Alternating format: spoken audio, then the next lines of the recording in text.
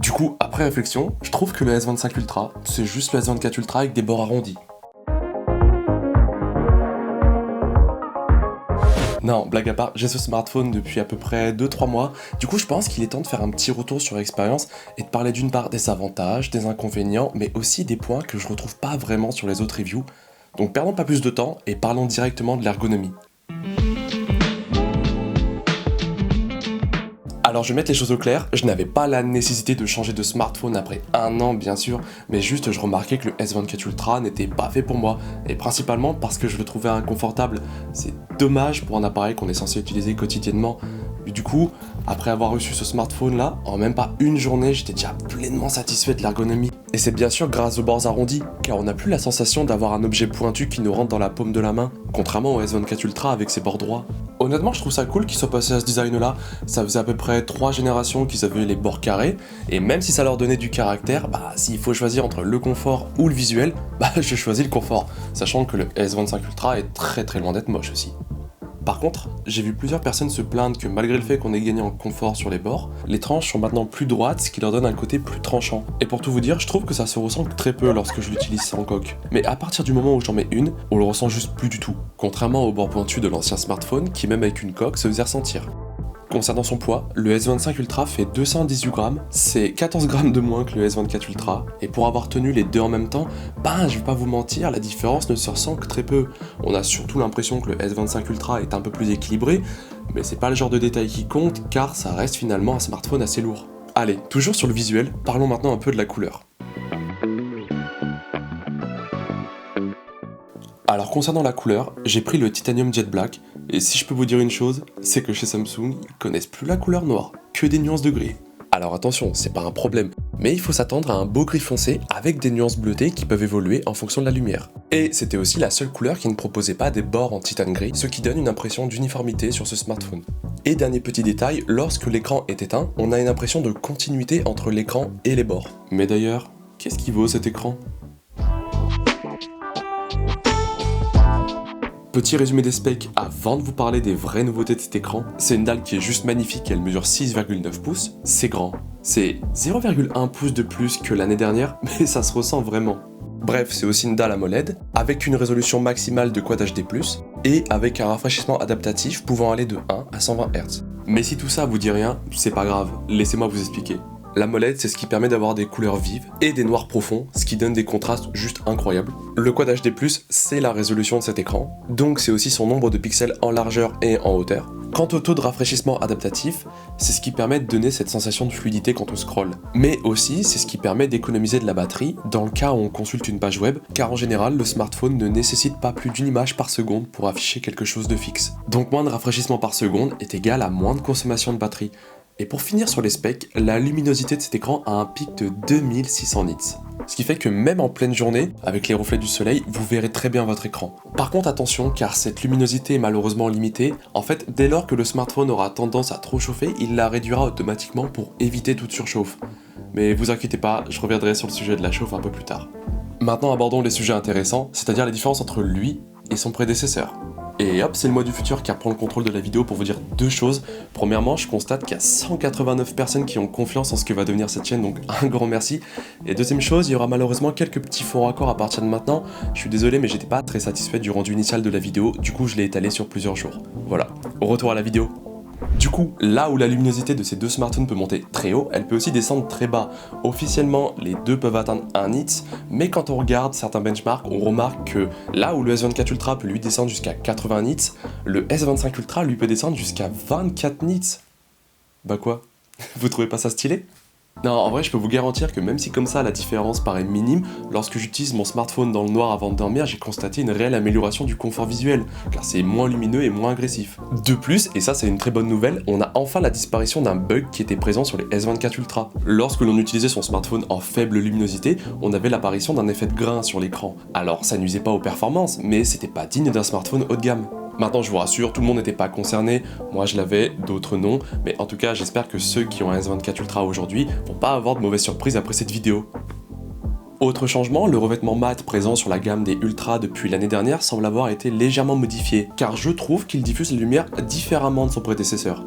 Et c'est peut-être ça qui fait qu'on a plus cet effet de grain sur l'écran. Après, concernant ce revêtement, même s'il est performant, je pense que ça changera pas grand chose pour une majorité d'entre vous, car même si les écrans sont toujours de plus en plus résistants, dès lors qu'on pose une protection dessus, l'effet mat disparaît et les reflets réapparaissent. Dernière différence concernant les écrans, c'est la calibration qui je trouve est bien meilleure sur les S25 Ultra. Alors peut-être que j'avais une unité de S24 Ultra défectueuse ou que l'écran de protection changeait un peu les couleurs, mais lorsque j'ai transféré des photos de l'un à l'autre, j'ai remarqué que là où le S24 Ultra avait un rendu plus jaunâtre et plus plat, le S25 Ultra lui était plus rougeâtre et avec plus de contraste. Bon, vu qu'on en a fini avec l'écran, parlons maintenant un petit peu de la batterie. Concernant la batterie, même si je sais que c'est pas la meilleure du marché, j'en reste satisfait, car avec une recharge à 100%, je tiens facilement une journée voire un peu plus, en ayant la résolution Full HD+, et le 120 Hz d'activer. Dans le cas où vous partez en voyage, je vous conseille tout de même d'activer l'économie d'énergie, ça va drastiquement conserver votre batterie. J'ai récemment fait des journées entières en voyage où je finissais entre 20 et 25%, en ayant fait de la photo, de la vidéo, en ayant écouté de la musique, mis le GPS et activé les données mobiles, et mine de rien, ça consomme. En plus, le mode économie d'énergie est bien plus paramétrable qu'avant, donc on n'a plus la sensation d'obligatoirement brider son smartphone si on ne veut pas finir à sec avant la fin de la journée. Mais du coup, je constate pas trop de différence avec la batterie du S24 Ultra, je reste satisfait mais je sais qu'on peut faire mieux. Par contre, si vous voulez que la batterie de votre smartphone tienne encore la route dans quelques années, je vous conseille de ne pas descendre en dessous de 20% et de ne pas monter au-delà des 80%. Et pour ça, vous pouvez activer la protection de la batterie, ce qui permettra de limiter la recharge de la batterie pour pas qu'elle n'atteigne les 100% et qu'elle se dégrade. Et dernier conseil, si votre forfait mobile vous permet d'avoir la 5G et que vous n'en avez pas l'utilité, je vous conseille de rester en 4G car vous verrez qu'il y a quand même une différence d'impact sur la batterie entre la 4G et la 5G. Allez, point suivant, maintenant qu'on en a fini avec la batterie, parlons un peu de la chauffe. Bah écoutez, concernant la chauffe, c'est une très bonne surprise, car je la trouve mieux maîtrisée que sur le S24 Ultra, et malgré de nombreux avis mitigés, je reste quand même satisfait. Durant mon récent voyage en Espagne, je n'ai pas remarqué que mon téléphone devenait trop chaud, même en faisant de la photo, de la vidéo, et la luminosité de l'écran mettait du temps à se brider comme je l'ai expliqué un peu plus tôt dans la vidéo. Mais si vous voulez des analyses un peu plus poussées concernant la gestion de température de ce smartphone, je mets des liens en description. Bon, comme prévu, c'était un point très court sur la chauffe, et maintenant qu'on en a terminé, parlons un peu des caméras, parce que là, il y a des choses à dire. Alors concernant les specs des caméras, ce sont quasiment les mêmes que l'année dernière. On retrouve un grand angle de 200 millions de pixels, un zoom x3 de 15 millions de pixels et un zoom x5 de 50 millions de pixels. Et comme seule différence, un ultra grand angle qui a maintenant un capteur de 50 millions de pixels. Et est-ce que ça change la vie ? Pour tout vous dire, pas vraiment. Honnêtement, j'aurais préféré une amélioration du zoom x3 qui commence à se faire un peu vieux. Visuellement, le module caméra garde le même aspect minimaliste que l'année dernière, à un détail près. Les objectifs sont maintenant entourés d'un anneau qui étonnamment ne recouvre pas toute leur surface. Et c'est vraiment bizarre car ça en fait un endroit où la poussière s'accumule et se retire assez difficilement. Alors erreur de design ou conception à la dernière seconde, honnêtement je saurais pas trop vous dire. Par contre, ce que je peux vous dire, c'est que lors de la sortie de ces smartphones, un youtubeur du nom de Jerry Rig Everything avait montré que ces anneaux étaient juste collés et qu'en les retirant, on retrouvait au final le même module photo que les années précédentes.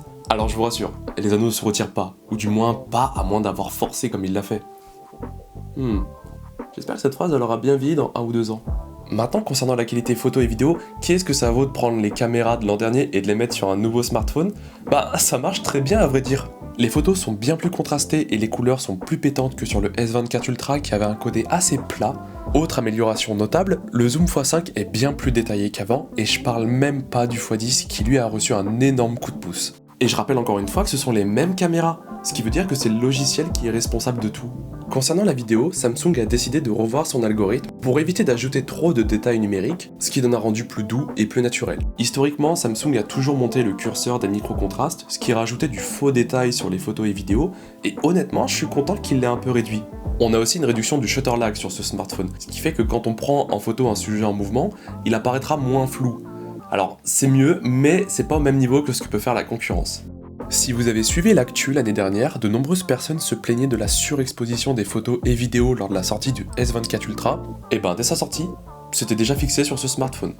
Par ailleurs, je mets un petit doute là-dessus, j'ai l'impression que la stabilisation est bien meilleure que l'année dernière, et si ce n'est pas le cas, elle est tout aussi performante. Bon, c'est maintenant tout pour les caméras, on va vite fait aborder le sujet du système d'exploitation. Concernant le système d'exploitation, c'est Android 15 avec comme surcouche One UI 7 et qui pour moi est la meilleure version de One UI que Samsung ait pu sortir depuis longtemps et dont j'ai fait une vidéo que vous retrouverez en haut là ou là.